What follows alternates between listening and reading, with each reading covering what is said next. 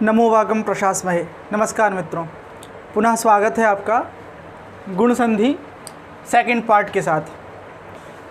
कल हमने जाना था गुण क्या होता है, गुण कितने होते हैं और गुण संधि कहाँ होती है, कैसे होती है। एक बार पुनः हम दृष्टि डालेंगे। गुण कितने होते हैं? 3 होते हैं। कौन कौन से? आ, ए और ओ। अच्छा, गुण संज्ञा कौन सा सूत्र करता है? गुण संज्ञा, गुण नामकरण, अदें गुणः, है ना? अदें गुणः, ये सूत्र क्या करता है? ये गुण संज्ञा करता है। ये नाम रखता है 3 वर्णों के कि ये गुण हैं, है ना? अत मतलब होता है आ, इंग मतलब होता है ए और ओ, इंग प्रत्याहार, आ ए ओ, इनकी होती है गुण संज्ञा। ठीक है। और गुण संधि विधायक सूत्र कौन सा है? गुण संधि विधायक सूत्र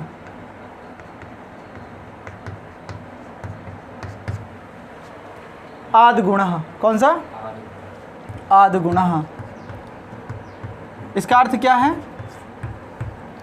आवर्ण के बाद, है ना, आ के बाद यदि स्वर वर्ण आए, है ना, तो दोनों के स्थान पर गुण रूपी एक आदेश होता है। गुण 3 है हमारे पास, आ, ए और ओ, तो दोनों के स्थान पे या तो आ होगा या ए होगा या ओ होगा। आ किसके स्थान पे होता है? री के स्थान पे होता है ना। तो री के स्थान पे जब आ होता है तो वो रपरक होकर प्रवृत्त होता है, मतलब आ के बाद रा लग जाता है, अर, है ना, री के स्थान पे जो होगा, मतलब आ प्लस री बराबर अर, आ प्लस ई बराबर ए और आ उ बराबर ओ। तीनों हो गए, ये आ हो गया, ए हो गया और ओ हो गया। ठीक, तो ए पर हमने कल विचार कर लिया था। एक आध उदाहरण देखते हैं, जैसे कोई उदाहरण बोलो। देवेंद्र जैसे, है ना, देव धन इंद्र, ये उदाहरण है। अब यहाँ पर देखिए, वा में क्या है? आ है और इंद्र का ई है ना। बाहर निकालेंगे इसे, देव बाहल हो जाएगा, आ बाहर आ जाएगा, और यहाँ पर इंद्र। नियम क्या है हमारा? आ के बाद यदि कोई स्वर वर्ण हो सामने, तो आ के बाद स्वर वर्ण क्या है? ई है। इन दोनों के स्थान में क्या हो जाएगा? आ और ई के स्थान में क्या होता है? ए होता है। इसके स्थान में और इसके स्थान में ए हो गया। अब ये वाला जो ए है वो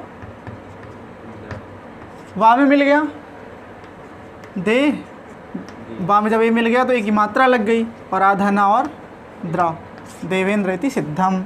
ठीक, अब हम देखेंगे, पर्याप्त उदाहरण कल देख लिया था ई का हमने, आज हम ऊ के उदाहरण देखेंगे। ठीक, एक बार शॉर्ट में मैं नियम लिख देता हूँ।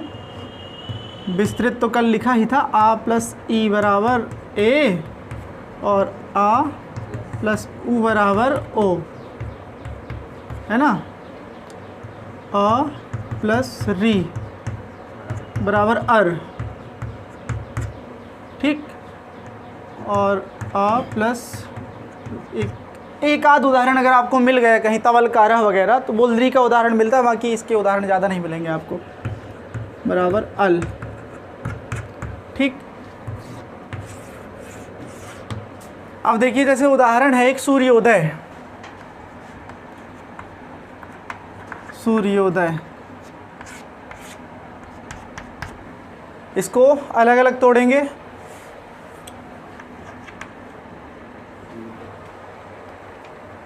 देखिए, सूर्य धन उदय। ठीक, सूर्य धन उदय। अब सूर्य यहाँ में क्या है? आ है, ठीक, और उदय का उ है। और समझने के लिए हम वही 4 स्टेप फॉलो करेंगे तो थोड़ा सा जल्दी समझ में आता है। आ निकाल के बाहर रखेंगे तो या हमारा हल हो जाएगा, है ना, क्योंकि इसका आ बाहर निकल गया, और यहाँ पर उदय। ठीक, अब देखिए नियम है हमारा आ प्लस उ बराबर ओ, अथवा आद्गुणः का अगर अर्थ देखें तो अवर्ण के बाद स्वरवर्ण आने पर, तो अवर्ण है, स्वरवर्ण आ गया है, क्या होता है दोनों के स्थान पर? गुण रूपी एक आदेश होता है ना। अब गुण कितने हैं? तो गुण हैं ई, गुण कौन से? ए ओ, है ना, और आ, 3 गुण हैं। कौन सा किया जाए? तो वही उच्चारण स्थान, आ का उच्चारण स्थान क्या है? कंठ है, और उ का उच्चारण स्थान क्या है? ओष्ठ है। अब गुणों में कंठ ओष्ठ किसका उच्चारण स्थान है? ओ का, है ना, ओदौतो कंठोष्टम। तो आ और उ के स्थान पर गुण क्या हो जाएगा? ओ, है ना, इन दोनों के स्थान पर। उसी तरह नीचे लिख लीजिए सूर्य, या हल कर दीजिए यहाँ पर दय। उ कहाँ चला गया? उ कहाँ चला गया? आ और उ के स्थान पे ओ हमने ऑलरेडी पहले से कर दिया है ना, इसलिए हम इसको नीचे नहीं उतारेंगे। अब ये वाला जो ओ है वो सूर्य के या में मिल जाएगा, है ना, तो बनेगा सूर्यो और दय। ठीक, सूर्योदय इति सिद्धम। एक बार और देखिए, सूर्य धन उदय, या में आ है, उदय का उ है, आ और उ मिलने से आ प्लस उ बराबर ओ। आ के बाद अगर उ आता है तो दोनों के स्थान में गुण क्या होता है? ओ हो जाता है। जब ओ हो जाएगा तो या हल हो जाएगा, क्योंकि आ और उ के स्थान में आप कर चुके हैं ओ, तो ये जो ओ है वो या में मिल जाएगा, सूर्योदय बन जाएगा। ठीक, उसी तरह से देखेंगे, कुछ उदाहरण लिखता हूँ। सर्वोदय जैसे है ना, सर्वोदय,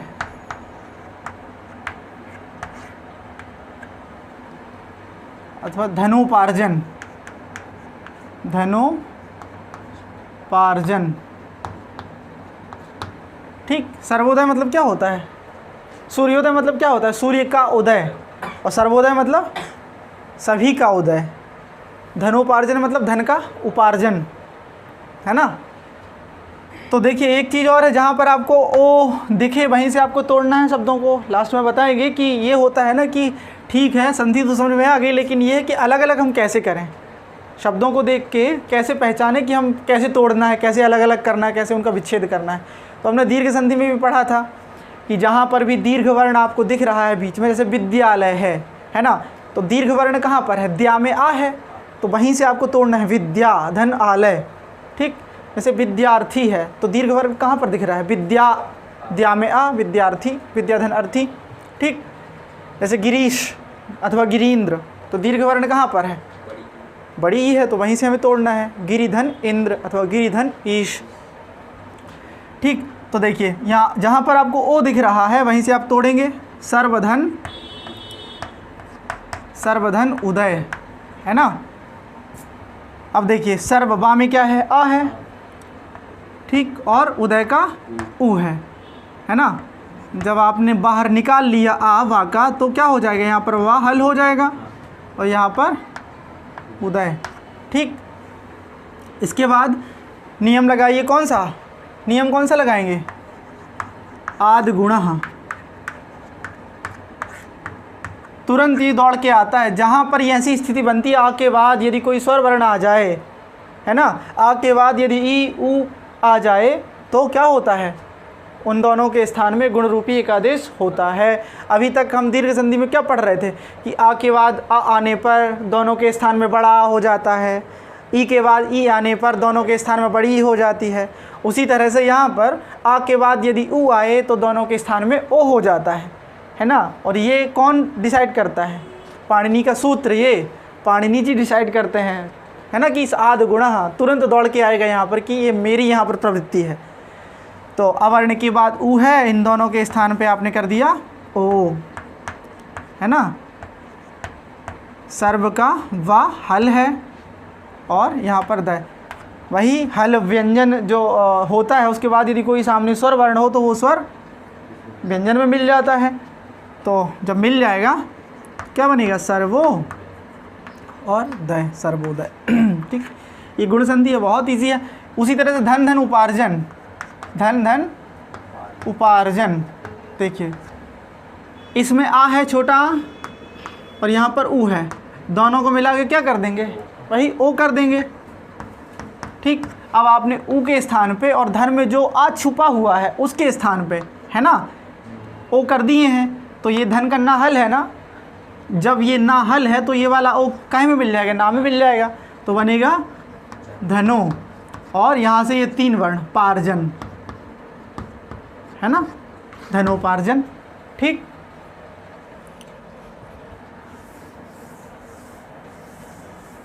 दो उदाहरण और देखते हैं, इसके बाद फिर री का उदाहरण देखेंगे। जैसे एक है महोत्सव, महोत्सव, दूसरा है आत्मोत्सर्ग। कठिन तो नहीं पड़ रहा है, आत्मोत्सर्ग। अच्छा बताओ, महोत्सव को अलग अलग कैसे करेंगे? एक चीज़ और देखो, ध्यान देना है, दोनों तरफ के जो शब्द रहेंगे ना वो सार्थक शब्द रहेंगे, ना कि निरर्थक। अब तुम बताओ, मह जो कह रहे हो, मह का कोई अर्थ होता है? महा उत्सव मतलब महान उत्सव, बड़ा उत्सव, है ना। तो यहाँ क्या होगा? महा। अब महाधन उत्सव में भी आप छोटा आ कर दीजिए, तब भी आप बना ले जाएंगे, क्योंकि हाँ में आ छुपा है, लेकिन उसका कोई अर्थ नहीं होता है ना। तो महाधन उत्सव। ठीक, उसी तरह से यहाँ पर क्या होगा? आत्मा धन उत्सर्ग, है ना। अथवा यहाँ आत्मधन उत्सर्ग भी कर सकते हो, है ना, आत्मधन उत्सर्ग भी कर सकते हो, क्योंकि आत्मा का भी अर्थ होता है, आत्मा का भी अर्थ होता है। आत्माधन उत्सर्ग, यहाँ पर भी बड़ा आ है और यहाँ पर भी बड़ा आ है। अब देखिए, यहाँ पर चाहे छोटा आ हो चाहे बड़ा आ हो, यहाँ पर छोटी ई हो चाहे बड़ी हो, यहाँ पर छोटा ऊ आपको दिख रहा है, अगर बड़ा ऊ होता तब भी चलता है ना। हाँ, तो महाधन उत्सव यहाँ पर आपका वही 4 स्टेप में करते हैं इसको।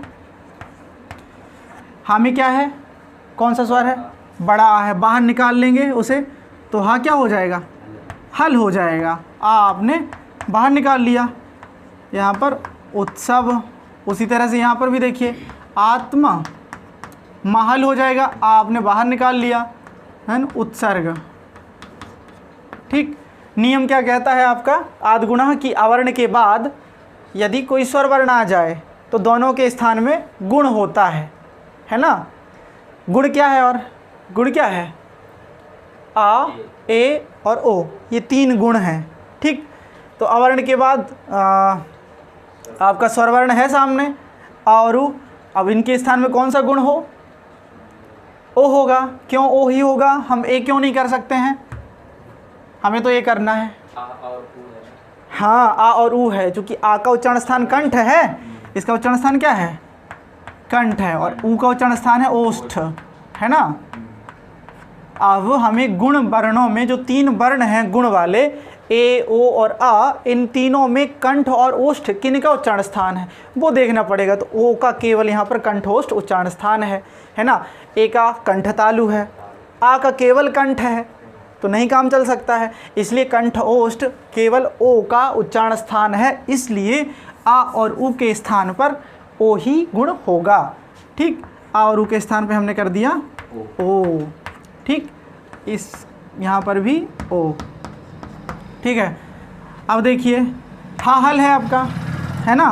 मह का जो हल, इसके स्थान पे तो आपने कर दिया, अब यहाँ पर महल बचा। हाँ, ठीक, तो ये वाला जो ओ है वो इसमें मिल जाएगा, क्या बन जाएगा? मात्रा लग जाएगी, ओ की मात्रा लग जाएगी, और ये आधा ता सा और वा। ठीक, महोत्सव।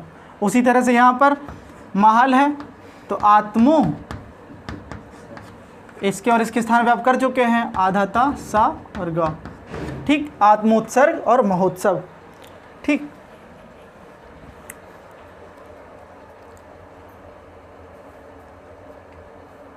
बताइए, ज्ञानोपदेश। ज्ञानोपदेश लिखिए जरा, इसका क्या संधि होगा? विच्छेद क्या होगा? अलग अलग करिए। हाँ, ज्ञान उपदेश, गुण हो जाएगा ज्ञानोपदेश। उसी तरह से गंगोदक, गंगाधन उदक, उदक नहीं उदक, उदक मतलब क्या होता है? जल, गंगाधन उदक, जैसे उदक। ठीक, गंगोदकम, उदकम कर सकते हैं। जैसे चरणोदक कहते हैं ना, चरण धन, चरण धन उदक। उदक मतलब क्या होता है? पानी, जल, है ना। गंगा का जल, चरणों का जल, चरणोदक, है ना। गंगा का जल वही होगा, इसमें भी आ और उ के स्थान में गुण हो जाएगा, ओ, क्या बनेगा? गंगोदक, गंगोदक। चंद्रोदय कैसे बनेगा? चंद्रधन उदय, चंद्रोदय, दोनों के स्थान में गुण। उसी तरह से चरणोदक, चरणधन उदक, णा में छोटा आ है, उदक का छोटा उ है, दोनों को मिला दीजिए, ओ बन जाएगा, चरणोदक हो जाएगा। ठीक, अब हम देखते हैं री का उदाहरण। देखिए, जानकारी के लिए बता देता हूँ, जिस तरह से आद गुणः एक नियम है, उसी तरह से एक नियम है उरण रपरः। उरण रपरः, हाँ, ये पाणिनि का एक नियम है। ये कहता है कि आ के स्थान में, आ के स्थान में यदि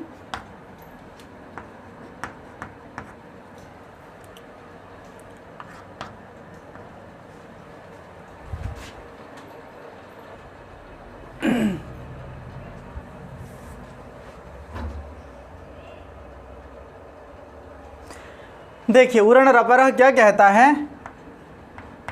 री के स्थान में, ठीक, री के स्थान में, पहले इसका अलग अलग करते हैं। देखिए, इसको अलग अलग करेंगे, उहु अण रपरः, ठीक। तो री के स्थान में जो अण, अण मतलब क्या होता है जी? अण मतलब होता है आ, अयुण के, आ से अयुण के णा तक 3 वर्ण आते हैं इसमें, आ, ई और उ, है ना। अण होगा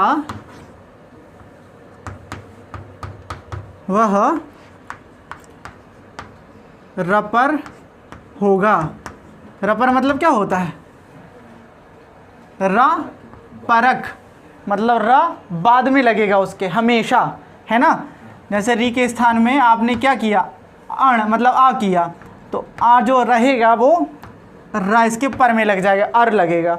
यदि आपने ई किया तो रा, इसमें भी रा बाद में लग जाए, इर हो जाएगा। यदि आपने उ किया तो उ के बाद भी रा लग जाएगा, ठीक। तो देखिए, जैसे उदाहरण है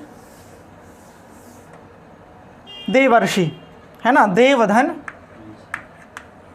देवधन ऋषि, ऋषि ही, ठीक। अब देखिए, वामी क्या है? छोटा आ है। सबसे पहले अलग अलग कर लेते हैं, निकाल लीजिए उसे बाहर। वाहल हो गया, यहाँ पर आ बचा, और यहाँ पर ऋषि, सॉरी, देव से आपने वा से आ निकाल लिया बाहर, तो अ धन ऋषि, ठीक है। अब क्या होगा? नियम आ जाएगा हमारा। कौन सा नियम? आद गुणः, अवर्ण के बाद यदि कोई स्वरवर्ण है तो उन दोनों के स्थान में क्या होता है? गुण रूपी एक आदेश होता है। अब हम आ और री के स्थान में कौन सा गुण कर दें, है ना। तो देखिए, आ का उच्चारण, इसमें भी वही फॉलो, वही चीज़ करेंगे। आ का उच्चारण स्थान क्या है? कंठ है। री का क्या है? ऋटुरसाणाम मूर्धा, मूर्धा आता है। अब देखिए, कंठ मूर्धा इन दोनों में, इन तीनों में किसका है? तो किसी का नहीं मिलेगा, केवल कंठ मिलेगा आ का, ठीक है। तो मतलब कुछ तो नज़दीक है ही ना, कंठ तो हमें मिल ही रहा है ना। तो हम आ को ही ले लेंगे यहाँ पर, यहाँ से हम किसको ले लेंगे? आ को ही ले लेंगे, ठीक। आ और री के स्थान में क्या होगा? आ। अब नियम क्या था हमारा? उरण रपरः। अगर आप री के स्थान में आ कर रहे हैं तो हमेशा वह आ कैसा होगा? रपर होगा, मतलब रा उसके लास्ट में, अंतिम में, उसके बाद लगेगा ही लगेगा, ठीक है। तो नॉर्मली आप ऐसे समझें, आ और री के स्थान में गुण क्या होता है? अर। रा क्यों होता है? मैंने इसलिए बताया कि री के स्थान में जो आप अण करते हैं, मतलब चाहे आप आ करिए, चाहे ई करिए, चाहे उ करिए, अगर वो री के स्थान में हो रहा है तो वह हमेशा रा परक होकर प्रवृत्त होगा, मतलब उसके बाद हमेशा रा लग जाएगा, ठीक। तो ठीक है, आ और री के स्थान में आपने कर दिया अर। क्या बचा, देव वाहल है, ठीक। और यहाँ पर केवल क्या बचा, शी बचा, क्योंकि री के और आ के स्थान में तो आपने अर कर दिया है ना। अब देखिए चौथे स्टेप में क्या होगा, ये जो छोटा आ है वो देव के वा से मिल जाएगा, तो देव का वा हो जाएगा पूरा बना, ठीक। अब क्या बचा भैया, राहल बचा है, और ये शी। क्या ये सही है, नहीं है ना सही। हाँ, रा कहाँ जाएगा, ऊपर जाएगा। रा क्यों ऊपर जाएगा, हाँ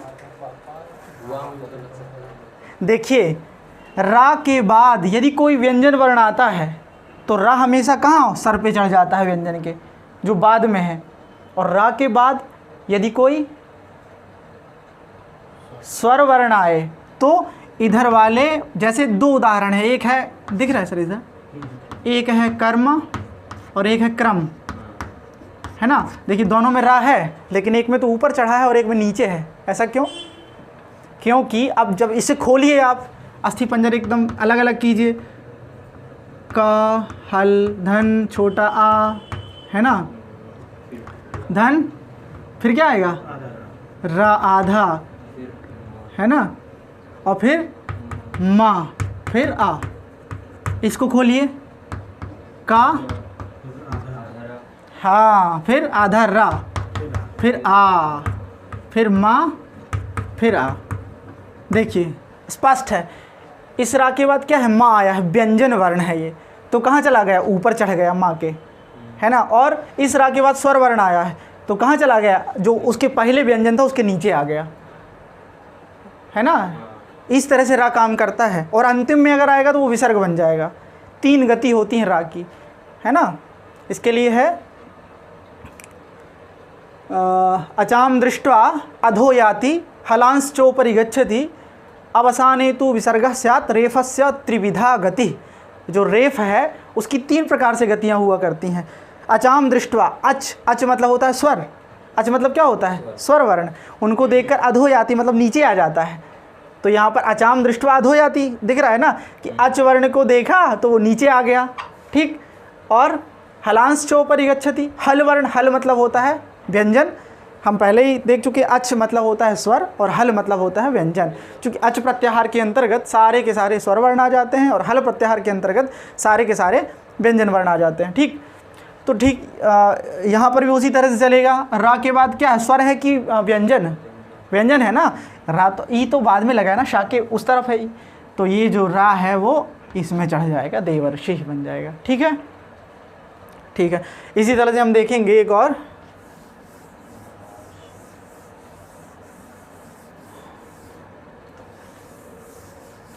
देवर्षि महर्षि हो गया। उत्तम धन,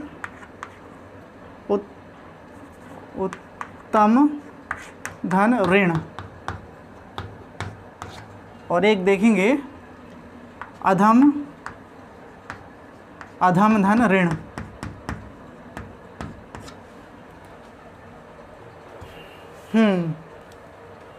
अधमर्ण जानते हो किसे कहते हैं? अधमर्ण कहते हैं, मैंने अगर तुम्हारा ब्याज लिया है तुमसे तो मैं तुम्हारा क्या हूँ, अधमर्ण हूँ, और तुम मेरे कौन हो, उत्तमर्ण हो, है ना। यदि मैंने आपसे कुछ लिया है तो मैं लेने वाला, मैं अधमर्ण हूँ, और आप हैं उत्तमर्ण, देने वाले, दाता। ठीक, देखिए यहाँ पर उत्तम मामी क्या है जी, आ है, छोटा आ है, आप बाहर निकाल लीजिए उसे, उत्तम माहल हो जाएगा, आपने बाहर निकाल लिया, ठीक। और ऋण ले लीजिए नीचे, ठीक। अब देखिए उसी तरह से यहाँ पर भी आप कर लीजिए, अधम माँ में आ है और ऋण का री है, यहाँ पर माँ हल हो गया। नियम लगाइए उसी तरह से आद्गुणः का अवर्ण के बाद कोई स्वरवर्ण आने पर दोनों के स्थान में गुण रूपी एकादेश होता है ना, अथवा आ प्लस री बराबर अर होता है।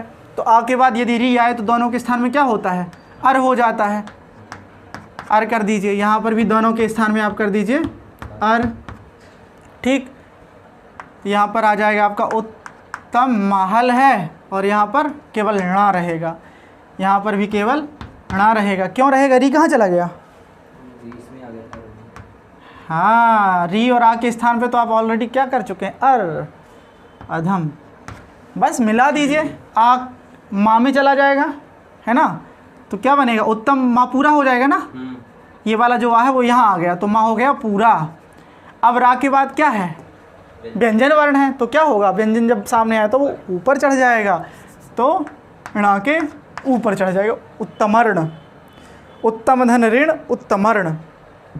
ठीक, उसी तरह से अधम धन ऋण अधमर्ण, क्या बनेगा, ये वाला जो आ है वो माँ से मिलेगा, है ना, और रा ऊपर चला जाएगा तो क्या बन जाएगा, अधमर्ण। ठीक, री वाला भी क्लियर हो गया।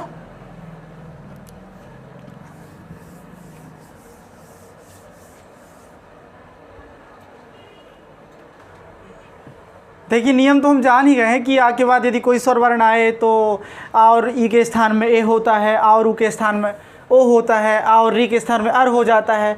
लेकिन मान लीजिए जहाँ पर संधि करके नहीं पूछा, विच्छेद करके नहीं पूछा, दो तरह से क्वेश्चन बना करते हैं, कह देगा गज धन इंद्र, इसको संधि करते हुए संधि का नाम लिखिए, है ना, अथवा पूछ देगा गजेंद्र, इसका विच्छेद करते हुए मतलब अलग अलग करते हुए संधि का नाम लिखिए। तो संधि करना तो आसान है, गज धन इंद्र, आ दिख रहा है आपको, ए कर दीजिए। लेकिन पूछ लिया क्या कहते हैं उत्तमर्ण, इसका आप क्या करिए, अलग अलग करिए, विच्छेद करिए, थोड़ा सा कन्फ्यूज़न आ जाता है वहाँ पर, तो उसमें डरने की बात नहीं है। देखिए यहाँ पर ए वाले उदाहरण में अगर देखेंगे तो लगभग आपको, और पहचानने के लिए भी ये है कि जैसे आपको उदाहरण दे दिया और कहा कि दिनेश इस शब्द में कौन सा संधि है, 4 विकल्प दे दिए कि गुण संधि है, कि वृद्धि संधि है, कि यण संधि है, कि दीर्घ संधि है।